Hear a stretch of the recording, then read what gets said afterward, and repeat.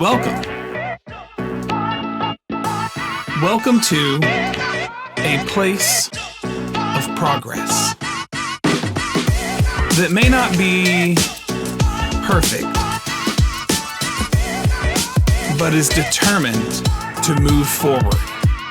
We are Relentless Church.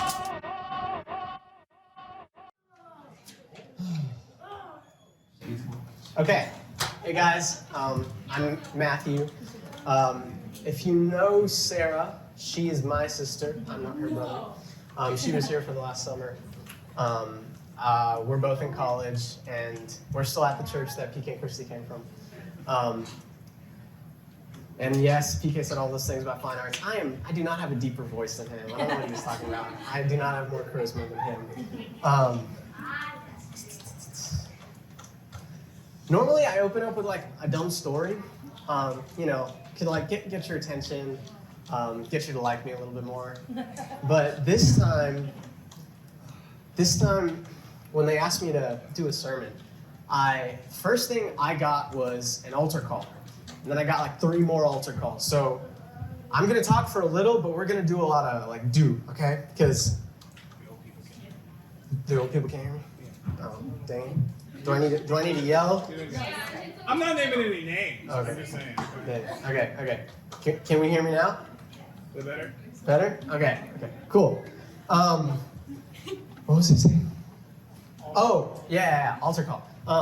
I was thinking about the sermon, and the first thing I got was stuff to do, because I'm a do person, right? As much as I love to hear myself talk, I love to do stuff, and God likes to do stuff, you know? So I got the altar call first, and then he built a sermon up, and then I realized I don't have an intro.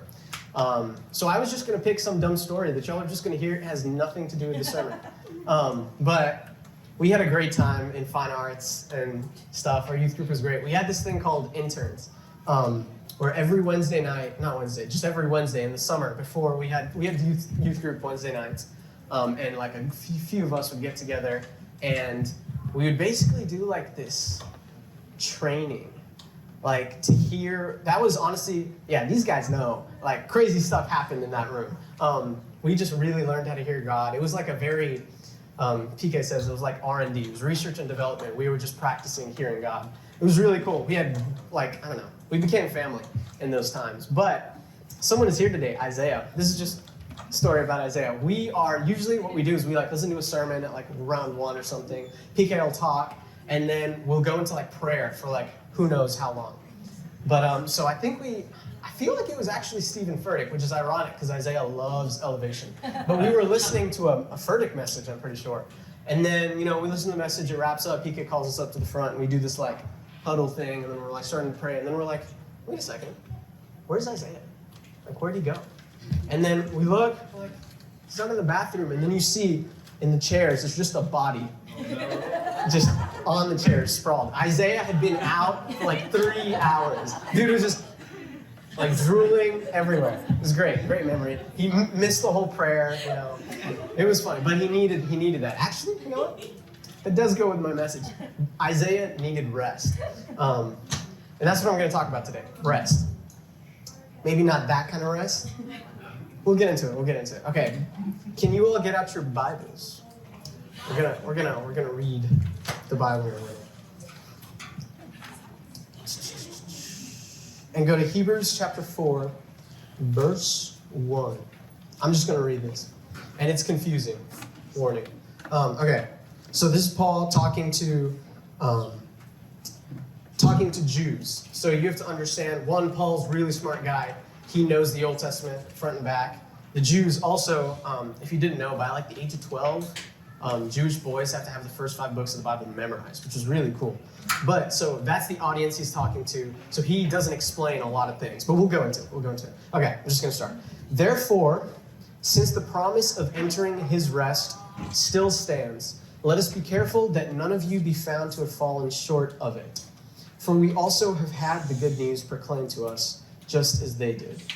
But the message they heard was of no value to them, because they did not share the faith of those who obeyed. I'm reading 11 verses, by the way, so bear with me. Now we who have believed entered that rest, just as God has said, So I declared an oath in my anger, they shall never enter my rest. He's referencing a part in Psalms chapter 95.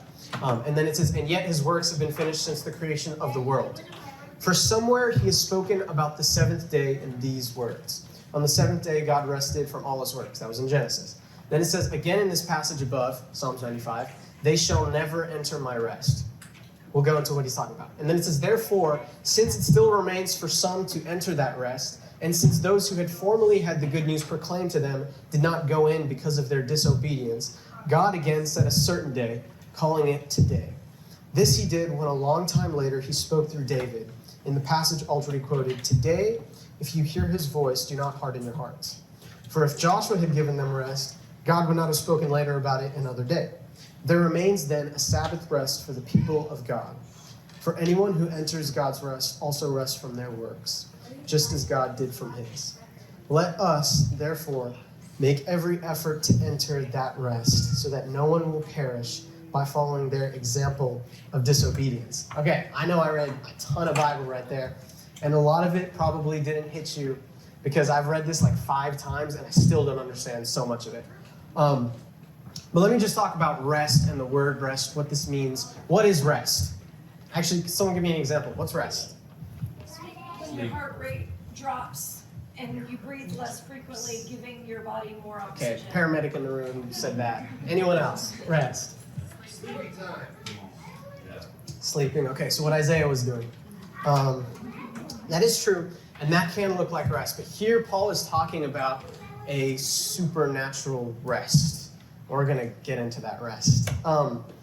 The idea of rest in the Bible that I'm talking about comes from Genesis chapter 2. And on the seventh day, God rested from his creation, right? For 6 days, he was creating, working, doing his works. And then on the seventh day, what did God do? He just chilled.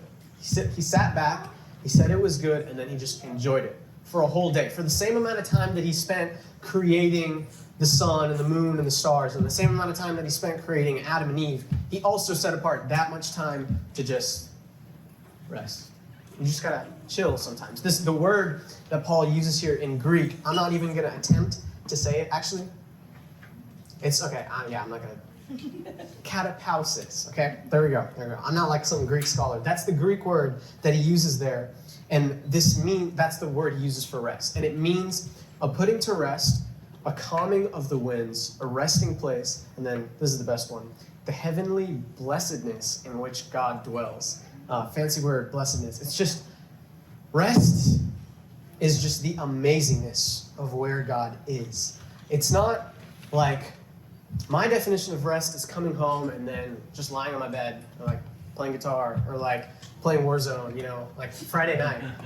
That's like our scheduled time of rest. Every Friday night we get on, week's over, we play some Call of Duty, But that's our version of rest, but God has a different definition of rest. You can be on vacation somewhere on the beach and be so out of rest, you could be so tense and still working, and not be in rest. But you can also be working 80 hours a week and be exactly where you're supposed to be and have all the rest in the world, even though it doesn't make sense. We'll talk about this, though. But that's the idea of rest that I'm going for. So all of this stuff, Hebrews chapter 4, what is he talking about? He's like, some people didn't enter this rest, right? There still remains for us a Sabbath rest. Sabbath, by the way, fancy word, it means day of rest. That's it.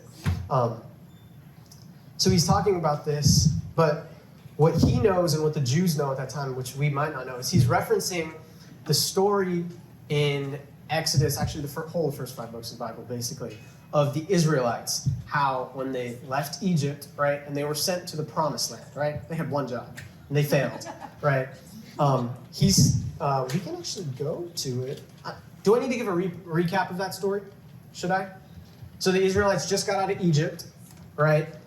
They just saw 12 plagues come, Pharaoh let his people go, and then they walk through the Red Sea, and then they come to the Mount Sinai, right? And then Moses goes up and gets the 10 Commandments, and then he comes back down, and all these Israelites are seeing this, and every day they're led by cloud by day, fire by night, the Holy Spirit guiding them through the desert. And what else am I missing? Like they had manna come down, like feed them. God fed them every day. It was tons of supernatural stuff going on, right?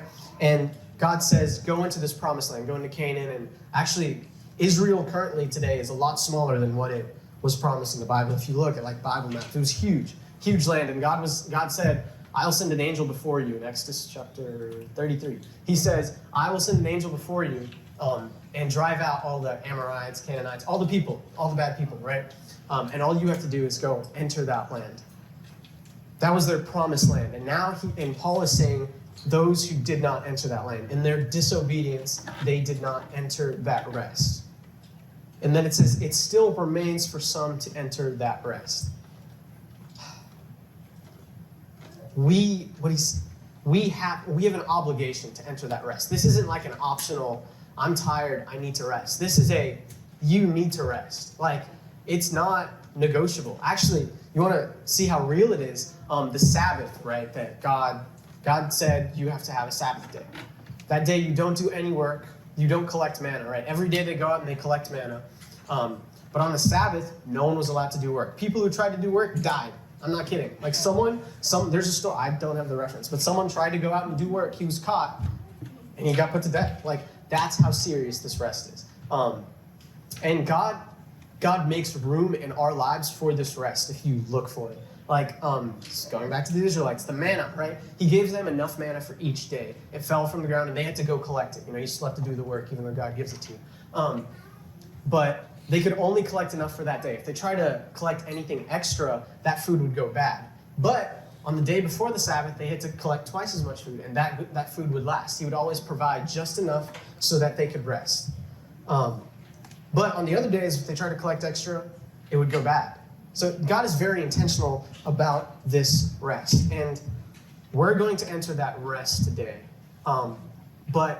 And we have to enter that rest. We have to be obedient. Actually, Paul says, what does he say? He says, let us therefore make every effort to enter that rest, so that no one will perish by following their example of disobedience. No one will perish by following their example of disobedience. This is kind of scary. Usually, and if you never heard me talk before, I'm usually not, I feel very teachy right now. There's a teachy part of this, and then there's a let's go part of this, Actually, it's going to be more like, let's go part of this. But really what's happened is, Sarah and I work as part-time tutors. So my job is to teach people all day, like physics and stuff. So it's like bled over into everything else. So now I'm really good at mansplaining things to Sarah in the car, and it's terrible. So I apologize. So yeah, all the women in the room are like, dang. But I'm sorry if this comes across as teaching, but there's a part that we need to understand that is very important before we enter this rest. A lot of times, there's the supernatural God, I want to experience your presence, I want to do this, and God's like, but you got to do this first. You got to do this first. When God created the world, right? There are physical laws of physics, right? Gravity. If I drop this water bottle, it has to go down. God created it like that. Also, in the supernatural realm, there are laws of physics. I have to obey. And it's all over the Bible. If you want to know the supernatural laws of physics, just read your Bible. Obey your father and mother and you'll have long life. That's how it works. It's a supernatural law of physics. So there are some supernatural laws of the Bible that we need to understand before we can really encounter the crazy stuff. I don't know about y'all, but I just want to see heaven all over this place, all the time. But why isn't it like that, right? I can't just want it. There's more to it. There's some things that we need to understand. So there's going to be an understanding part of this message, and then there's going to be a heaven part of this message. Actually, all of this should be Jesus. I would rather God talk to you than me. But to understand entering rest, and if you're still like, what is this guy talking about? What is this rest? We'll demonstrate. But right now, bear with me. To enter our rest, there are certain things that we need to keep in mind. And really, we just have to look at the Israelites, because the Israelites did everything wrong. They just laid out an example. Don't do this, don't do this, don't do this. Everything they did, okay? So we need everything that the Israelites lacked. And the first thing that I want to show you that they lacked was vision. In the story, if we go to Numbers chapter 13, 14, the Israelites, God said, go send out a group of men to go look at the promised land, right? Actually, let me go to this really fast. And so he sent out 12 men, one from each tribe. And in those 12 men, one of them was Caleb and Joshua. Cool guys. And they go to this land and they see the land and they're like, yes, this is good land. And they bring back, actually the story is they bring back fruit and they're grapes and they had to carry it like on a pole. And it was like huge, like what's the word for it? Single Cluster of grapes? Yeah. Like one of them, like 2 men had to carry it. That's how fruitful this land was. And they brought that back. And so the first line is that these guys are like, yes, the land is good, but there are people there. And they're like, there are giants in this land. Fancy word, definitely, if you're into that. But yeah, so there are people there. And so these other 10 guys are like, oh, there are giants, there are people, we are outnumbered, we are outmanned, we can't take this land. It's good, but we can't take this land. But God just told them, I will send an angel before you. God told them there was people there. Like, it's not like he didn't know. They knew that there were people there. And God told them, I'm going to drive the people out for you. So now, and I find this so interesting. God told Moses, send people out to inspect the land. But it's not like God didn't know what was in the land. Clearly, he's not sending them out to inspect the land for him, right? It's for them. They need to see the vision with their eyes. Sometimes God gives you a vision. He gives you a promised land. He gives you an objective to do. And he wants you to look at it not with your vision. He wants you to look at it with God vision in mind. You need supernatural vision. And I'm being kind of vague right now, but let's get really practical. God tells you to go for this job. He tells you to go back to school or something like that. And you're, okay, yeah, let's go to the school analogy. You need to go back to school and you're like, oh, but God, I haven't studied in years. I don't even know how to study anymore. God, I don't have the money for that. God, how am I supposed to take care of my kids in that time? But when God tells you to do something, you can't look at it and see the giants. You have to look at it and see what Caleb and Joshua saw. Caleb shut them up. He was like, no, this land is good and we are going to take it. We are going to take this land. That's what he said. And then the guys keep complaining. And Joshua and Caleb are like, this is what Caleb says. It says, Caleb silenced the people before Moses and said, we should go up and take possession of the land, for we can certainly do it. These men, Caleb and Joshua, saw the same land that the other 10 guys did, right? They're looking at the same situation, but Caleb and Joshua have a very different view. They have supernatural vision, and we need supernatural vision when we're stepping into our promise. On the other side of that promise, on the other side of those giants, is rest. It is what God is. It is the promise of God. Like whatever God has for you, you need to look past those giants. There will always be giants, but you need to look past those giants and step. You just need to. I'm running ahead of myself. You need to be obedient.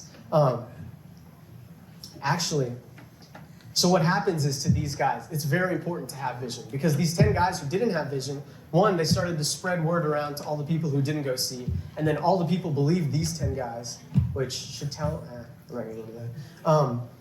But yeah, they didn't have vision, and so then actually, Numbers chapter 14, very interesting chapter if you're like, it's actually just for leaders, follower dynamic in general. What happens is the people revolt, they're like, we don't want to do this anymore. Wouldn't it have been better for us to have died in Egypt or at least in the desert? Now our wives and children are going to be taken from us. We're just going to lose everything if we go into this land. And it's getting a little hot in here. And they start complaining. They're like, let's go back to Egypt. It was better there. Let's kill these guys, or their leaders. They're basically, it says Moses and Aaron fell on the ground in sadness, put their faces on the ground because they're crying out to God, what do we do? And then in the scene, like Joshua and Caleb tear their clothes, which thank goodness we don't do that anymore. But like crazy scene, and the people are like, we should stone these guys. Let's get new leaders. Let's go back to Egypt. All because of their lack of vision. And then God, it says that's when God showed up. When you revolt against your leaders, you're doing something wrong. It says the presence of the Lord entered the tent of meeting, and he was like, y'all are cursed. And then that's when they had to walk around in the promised land for 40 years. Not the promised land, the desert for 40 years. He said, this generation shall never enter my rest. That's what Paul's talking about in Hebrews chapter 4. He says, those who had the good news proclaimed to them shall never enter my rest. See, these guys just came out of Red Sea. Like, imagine if you looked up the size of the Red Sea, they walked through like the small part where Egypt is, but I looked it up. The depth of the Red Sea is like 800 meters around where they walked. So just imagine giant walls of water on each side of you. And it said that the ground that they walked on was completely dry, which is, it's like a small detail in there. But you think the water would be wet, but God clearly, like, they just saw that. Then they see a cloud just following them every day. Like, they had the good news proclaimed to them, but they still somehow, they just forgot. They lacked vision. They didn't, what it was, is they didn't combine their vision with what God had said. They didn't see the land with what God had in mind. And we need to do that. That actually brings me to my next point. Vision was my first point. The next point is you need to have faith in the voice of God. You need to take what you're seeing and what God is saying and put it together. And that's hard. That's not easy. But yeah, actually, so the Israelite story is like all throughout the Bible later. Like in Proverbs, there's a verse that says, where the people lack vision, they perish. Or another word is where the people lack revelation, they also perish. I don't know. But we need vision. And we need to see our situation, our giants, in light with what God had said. Which, yeah, faith in God's voice. What God says is very important. And we need to remember. We need to remember what he said. We need to remember what he's done. Those things are so powerful. The moment we stop remembering what God did there, it makes it very hard to do what he's trying to do here. And honestly, I do this all the time, y'all. Like, I'm like making fun of the Israelites, like they did everything wrong, but really, I'm the Israelites. Like, I do this all the time, every day. Like, so you know how some days you just like, I can do everything. Like, I'm so good. I could run through this pole right now. There's some days like that where you're just like, yeah, I'm not a fan of this pole. But I don't want to bring the whole house down. But yeah, so there's some days that you're just like, oh, I can do anything right now. And then there's some days that you're just like, I'm a failure. I suck. God, I'm just trash. Why? Like, there's some days that you're just down on yourself. So like, there's one of these days that I was in that mode, and I was like, God, I don't hear from you anymore. Like, why aren't you talking to me? What did I do wrong? And God's like, Matthew, what day is it? I'm like, Wednesday. And he was like, remember that thing that I said like a few days ago or something? And I was like, oh yeah, that thing. I was like, but that was so long ago. And he was like, what did you do that day? And I was like, oh, I went to work at. And I tutored that person. He was like, yeah, check your schedule. When was that? And he was like, oh, that was Monday. And he was like, oh, what day is it? Oh, it's Wednesday. And he was like, so I spoke to you just 2 days ago. And I'm like, okay, I guess you did. But a lot happened in that time. Because what happens is that's our nature. People, we just forget. We forget what God said. We forget what he did. Like 2 seconds ago, the Red Sea parted. And now we're like, let's go back to Egypt. Like, this is us every single day. And I do it all the time, which is why it's so important that we need to remember. We need to remember what God said. This is why now I've started to write things down. Because I can look at my notes now and I can be like, that was really cool. Like, God said that to me? What? Like, you need to remember. And actually, the next generation of Israelites understood this. They understood the importance of remembering. When they went into the promised land, when Joshua crossed the Jordan, right? The Levites stepped into the water. And again, water parting. God likes to part water at seasons changing. It's cool. But as soon as they crossed the Jordan, Joshua says, let's set up a monument. We're going to put 12 stones, one for each tribe. And this is going to stay here, not like a small time, like a big thing, He's like, this is a monument. This is a testament to what God has done. He says, so that when your kids walk by these stones and they look at them, they're like, what's that there for?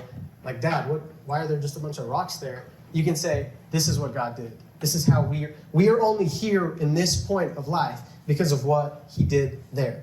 We need to remember. Like, a lot of times if you find yourself complaining, I don't know why this is, if you find yourself complaining about your situation, you need to take a moment to remember how you got here. Because when you look at how you got here, all you're going to see is God. Like, I know there are people in this room, like, you should not be standing here right now. If God was not a part of this equation. And all that does is bring gratitude out of you. And you can't complain and have gratitude at the same time. And we should be very careful to complain. There was one time that Sarah and I, we were complaining, okay, about our situation. Like, there was just some stuff about our situation, and we were just like, why is this person like this? We're doing this to our grandparents, because we talked to our grandparents. Our grandparents were really cool. And our grandmother, very wisely, was like, you should be careful to complain, because who complained in the Bible? The Israelites, right? And what happened to them? Nothing good comes out of complaining. So we need to remember what God did. And then what that does is that builds faith in you. I know it says faith there. Faith in God's voice. You need to trust what God said to the point where you can look at the giants and remember what God has said and remember what God did. And you're like, okay, I'm going to take another step. Like, okay, oh, I went from there to there. Oh, I survived that. Oh, like, okay, I'm going to take another step, you know? Is this making any sense, or I'm just talking? If you need to me to shut up or move on, because there's cooler stuff, just throw a tomato at me or something. It's fine. Yeah. I feel like I've had something thrown at me before. Actually, yeah, there's a fine arts story. PK punted it. Yeah, that's fine. What do you call it? Okay. Where am I? We said that. Yada. I just need water. Oh, there it is. Hebrews chapter 4, we're going back to that. Verse 2.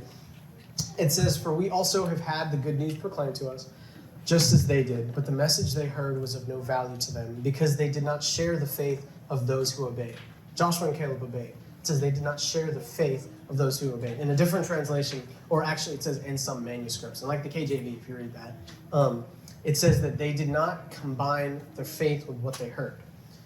And your faith gets built up by God. This is one of those supernatural laws of physics. Faith is not something you can build up on your own. It's something God builds up in you. And the more you see those moments of oh, Red Sea, oh, there's a cloud in front of me, oh, the manna, the food that I need, the more those moments happen. And maybe you've just never had crazy experiences like that, but I'll find some for you. We'll have some right now.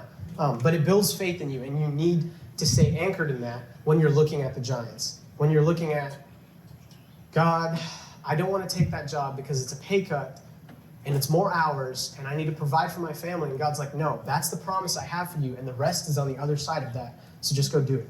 Be obedient. Remember how I got you here? Remember how you're at a better job right now? I want you to take this thing that looks lesser than. From the outside, the other 10 people are going to look and say, why would we go into there? We're gonna get destroyed, right? This situation, what God says does not always make sense. Technically, if you listen to him enough, it'll start to make sense. But a lot of times we just doubt, and you need faith in what he says. And you need vision, supernatural vision. We're gonna pray for supernatural vision eventually. In a bit. Okay, I gotta keep moving. What time do I have to end? Oh my gosh. What time do I have to get out of here? Okay. No time limit? There's no clock in the back. At our church, we have a clock in the back.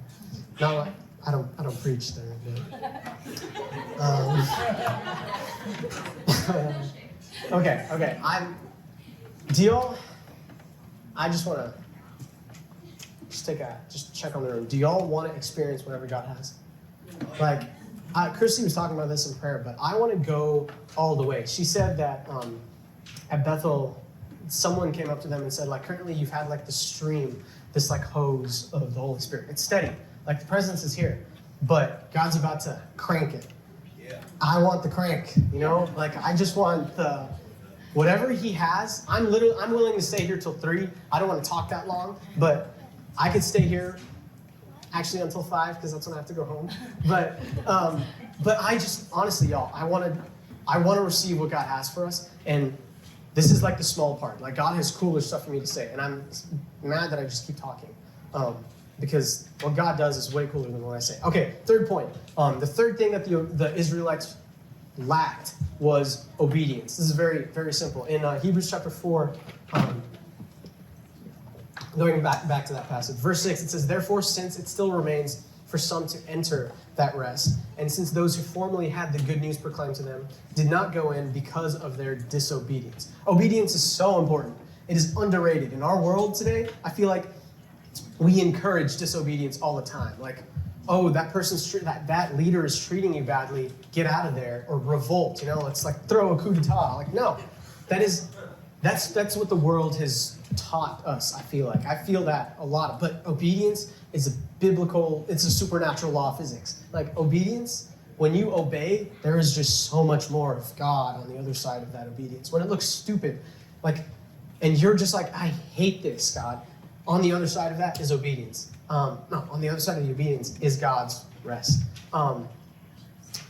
And this, I'm going to get kind of practical. I'm just going to tell you a little story. So I'm in a place right now where I feel like obedience is coming at me. Like my obedience is being tested all the time. Because really, any future leaders in the room? Y'all don't know it yet, but there are future leaders in this room. You don't even think that you're going to be a leader one day, but God wants to use you. And the situation you're in right now is just training you for that. Sometimes we don't realize that. But I'm in a place right now where I know God is training me in obedience, because one day there's going to be no one over me. And I need to be able to obey like God, like hands, like immediate. You need to be able to do that. And so this is really stupid, but I was in this season where I was trying to practice discipline. Because I was just trying to be consistent. I try to think that I'm consistent, but I'm not a consistent person. It's so hard. I used to be more consistent, but then, I don't know, hormones, growing up, changing, I'm just not consistent. So I was in this place, and God was like, you know what, Matt? I need you to floss every single night. And you're like, don't children do that? How many in here actually floss every single night? She's not lying. Okay, cool. Just trying to be real. I'm gonna be real, y'all. I do not floss every single night, okay? I do it in the morning. You do it in the morning? Interesting. Every morning. Wow, you're better than us. You're better than me, for sure. Yeah, like, I don't know. I'm just not consistent. And God was like, this is such a small thing. He was like, you're gonna floss every night. This is just how we practice. Like, God, I know you feel this. Like, there's small things that God is like, I just need you to do that. Like, don't watch that TV show right now. Like, go talk to your dad or something like that. Like, don't hang out with those people, or don't skip flossing, man. Like, it's a long day. Like, so we go to school all day. We go to U of H, and then we go to work, and I get off at 9, and then I come home, and then I do school. Like, I do all my homework. Then about 11:30, 12, we go to sleep. And I'm getting into bed, and then God was like, you didn't floss. I was like, oh, okay, I gotta go floss. And then this happens like all the time. And then, actually, this is really stupid. He also had me reading a book before I go to sleep every night, because I realized your body goes to sleep, but your spirit does not. That is crazy idea. But so I was reading this book by Chris Vallotton, Spiritual Intelligence, and he's talking in this story about how he owns a business, like $1 million business, and then God told him to go pick up trash on a highway. And he was like, why? And God was like, because I said so. You know, sometimes that's the answer. You know, your parents are, because I said so. That's sometimes God will say, because I said so. And so he's talking about how he picks up trash, and basically he says that obedience leads to greater anointing. Like, it just overflows when you obey. And I'm like, and he was talking about how there are small tasks that God will give you, and you just have to obey. And each chance you have to be obedient, that's an opportunity to step into more of God's presence. That's just like this is like the next level, and like I have an opportunity here. And I was like, God, say less. I can do this. Because what you don't know is in our house, if my parents want to get anything done, they don't ask Sarah, they ask me. I just Sarah asked me how to screw in a light bulb the other day. No, I did not. It was like a year ago. I'm sorry. She was 20 as opposed to 21. I'm giving her a hard time. But so like my dad, actually anything in our house that involves a ladder. Like my dad is a pro at spotting light bulbs that are out. It's crazy. And also like when the smoke detectors go out, you know, carbon monoxide, he's like, Matthew, do that. And I go into the garage, get the ladder, do it. That's just my job. All these small tasks, I'm like, God, I'm a pro at this. I've been doing this for 18 years. And I was like, just give me all these dumb tasks because I can handle it and I want more of your presence. So give it to me. And this is 10:30 at night. I'm lying in bed, cozy. 10:30, I'm getting ready to sleep. We have an early day the next day. I'm reading this book. And then as I say this, I was like, God, say less. As I say that, beep, beep, beep. I was like, that's the carbon monoxide detector. It was just the battery was out, right? And I had changed the batteries like a week ago. And it was just beeping. And I was like, I'm just going to ignore that. I didn't hear that. And context, my mom's asleep. Sarah's in her room studying. My dad is watching a football game. It's Monday night. He's watching, it was the Ravens. And it was back when the Ravens were like 8-3 or something, when they were good. And they were blowing out whoever was playing, right? And it's the fourth quarter. I'll tell you why that's important in a second. And beep, right? And I'm just like, you know what? I could just go to sleep and pretend like I didn't hear that. Because I sleep through detectors. Like once our parents were like in the hospital or something, and the carbon monoxide detector in my room was going on the entire night. I slept through the whole thing. So I was like, I could totally I didn't hear that. And God was like, you just asked for me to give you something to do. You just asked for a chance to prove your obedience. And I was just like, okay. And I could feel like my dad was just gonna ask me in 10 seconds anyway. So I was like, okay, I'm gonna get out of bed and I'm gonna do this. And then as soon as I step out of bed, I hear, Matthew, you know how when your parents, when you decide to do something on your own and then your parents tell you to do it right after? Yes. Like, you know what, I'm gonna wash the dishes because I'm a good kid. And then they're like, wash the dishes. And I'm like, now I don't want to do it.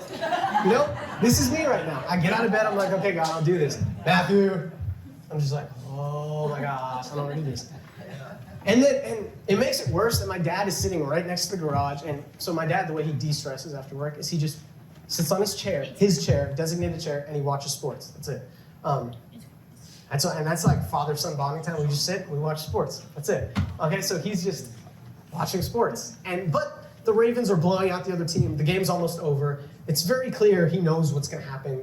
He's just sitting there just because he can't. He's resting, you know. And he's just like, Matthew, do this. And in that moment, I was just like, no, I don't want to do this. And then God was like, no. He was like, I feel like God has like a finger on my heart. And he's like, nope, we're not going to. Because the attitude you have when you obey is important. You can obey and be like complaining the whole time, but complaining gets you nowhere. Actually, what happens is your complaining is just going to take you out of obedience, be disobedient like the Israelites did. Your attitude while you obey matters. And God was like, no. If you want more of this, you have to obey right now, like with your heart. Like, don't gripe about it. Just do it. And I was like, okay. And he was like, Matthew, change this program on. It's 10:30 at night. You know, and I'm like, okay. I get my slippers on. I go to the garage, get the ladder out, prop it up, go up, turn it off. And then I'm like, okay, God, you know what? This is me. I'm going to get more of your presence on the inside of this. And then I get into bed, and he was like, thank you. My dad said thank you. And then I get into bed, and I'm like, okay, God, I did it. I'm going to bed now, because, you know, I don't want to read that book anymore, because he just made me change a smoke alarm, because I read a book, you know. And I'm getting into bed. I'm like, okay, I'm going to go to sleep. As soon as I get into bed, God's like, you didn't floss. You know? So yeah, like, small things. I'm just telling you my story, but God will give you stupid things like that. Like the other day, I was watching this TV show. Actually, I've been watching this TV show, and God was like, it's not a terrible TV show, but I want you to put something better in your mind in your free time. I was like, okay, I guess we'll stop watching. But it was really good. And I was like, okay. Like, there's small things. Like, maybe God wants you to take the trash out for your whoever, you know? Or he wants you to do the dishes, or he wants you to wake up at 5:30. That happened to me once. Like, for a whole summer. I'm on summer break, and God had me wake up 6 in the morning. And I was taking summer classes. It was annoying. But I got a lot out of it, because your obedience, God respects your obedience. He sees when you submit yourself. Because what it's doing is it's training your heart.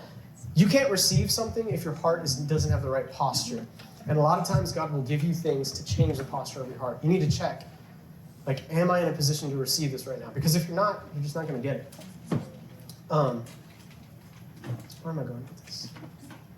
There's a promise on the other side. So, review 3 things. Vision, faith in God's voice, obedience. Those are the things that we need to step into the promise and really to step into the rest that God has for us on the other side. Sometimes you just have to obey. Like, God, okay, I'm going to take this job. And I don't know how I'm going to pay the bills, but you got me here, and I know you're going to get me there. So I'm just going to take a step. And sometimes it's just another step, and then another step. But it's hard. So I think I'm done. Well, I'm not done talking, actually. But I'm done teaching it, y'all. Can we, like, get some pads? Yeah. Make this whole, ooh, you're going to play? Nice. I was going to ask you to play. And I'm asking them to play what we do this is just to change our mind's idea of the atmosphere. This is just to get your brain focused in the right place. Because the truth is, God has been in this room the whole time. The Holy Spirit, I can feel him this whole time. He's just waiting for me to shut up, you know? He's just waiting to come in. And this is like the paths is about to make it all holy. It's really just become aware. God, I want to become aware of your presence. I want to feel your rest, fill this room. So I have an altar call, a chance for us to do something, to just experience rest. But first, I want to get the atmosphere right. I'm just going to give you a chance. We're not going to do anything. I'm a doer. When I talk to God, I'm like, okay, God, what do you want me to do? When I first was learning how to hear God, I was like, what do you want me to do? I'll do it. You want me to talk to that person? I'll do it. And then after a while, the words out of my mouth were always, what do you want me to do? And then eventually God was just like, nothing. You don't have to do anything. You don't have to be my servant. You don't have to just change all the light bulbs in my house. It's like, sometimes I just want you to be in my house. Like, I just want you to rest. I love you. Like, just don't do anything and just know my presence. As I was preparing for this message, God was giving me moments of rest because I had to practice this because I can't preach about it if I don't practice it. And he was like, okay, it's Friday night. You just got off a long day of school and work. And you're going to go home and play Xbox. But before you do that, I want you to get out your guitar and play. You're just going to worship. Because that's God's idea of rest. He's going to give you, the more you obey, he's just going to give you chances to enter his rest. You'll feel it. Like, no, don't do more work. Just rest. And you're like, oh God, but I have to get this submitted. He was like, I will provide a way for you to do that. I need you to rest right now. So this is just like a chance. For those of you who are just running at 100 miles an hour all day, you're the Energizer Bunny all day, right? This is a time God's just like, no, stop. I'm going to pull the plug. I just need you to stop and rest. There's a verse where Jesus says, come to me all who are weary and burdened, and I will give you my rest. My rest. It's different from your idea of rest. Come to me. So I feel there are people, I'm not going to call you up just yet, because this is like a fake altar call,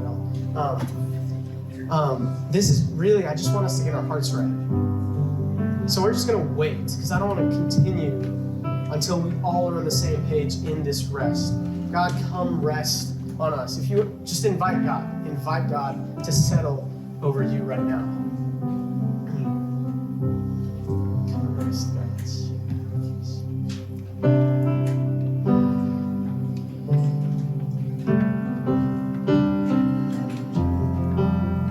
Some of you are like, this is weird. We're just doing nothing because you just run at 1,000 miles all day, but you don't know what it's like to do nothing now. God just wants to chill. Kick your shoes off, get on the couch, and chill in his presence. Holy Spirit, come rest on us, come rest on us. Come to me, all who are weary and heavy laden, and I will give you rest. There's some of you who've just been running at 1,000 miles all day for a season. You're just in a very fast-paced season. And God's giving you an opportunity right now to just rest. Rest. God, I want you to rest, to feel your rest.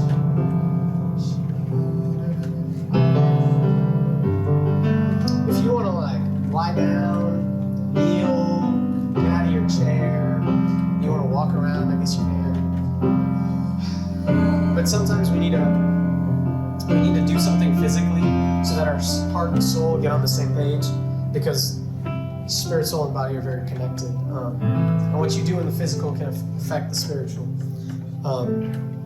So if you want to come, this place is open. Can we get the lights? I didn't realize the lights were. Thanks, Richard. If you want to take a nap, just because you haven't slept, and God's like, you need to sleep. Sometimes you're like Isaiah, you just need to sleep. Take a nap. But this is not an invitation to just take a nap, just because you can. But God's calling some of y'all to get out of your seat. yeah. And I may not be saying it because I'm normally the one that tells you to do it, all right? But this is your opportunity this morning. If you need to find a place around the room, move. God's wanting to move. We're not staying here for no reason. We are staying here because God said, I am not done and I want to move. So get up out of your seat and go find a spot if you need to. Because the rest of God, there's a reason God put it on his heart. So I want you to close your eyes. This isn't a looking experience. This is a you and Jesus experience. And if this were a suitcase, I feel like God just wants you to do a little bit of unpacking. Just to do a little bit of unpacking.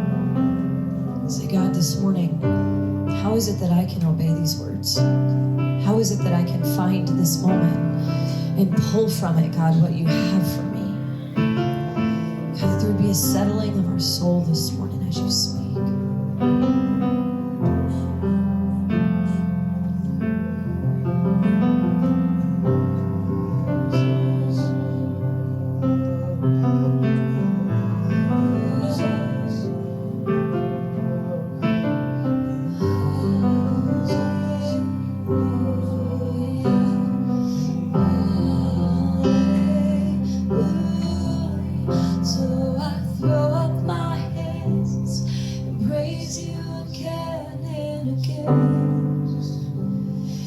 All that I have is a hallelujah,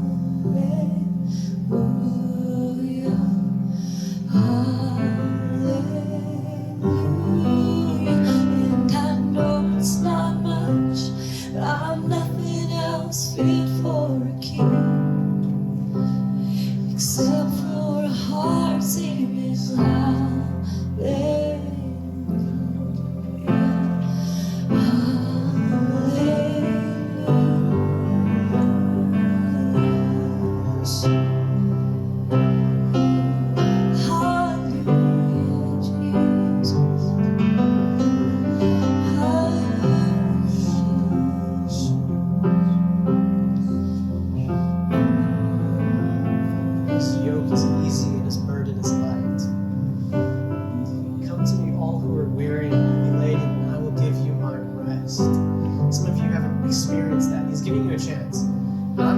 More chances because we're not done, but I'm going to give you 5 minutes. We're just going to experience this right now, this moment, and then we're going to keep going. We're going to go deeper.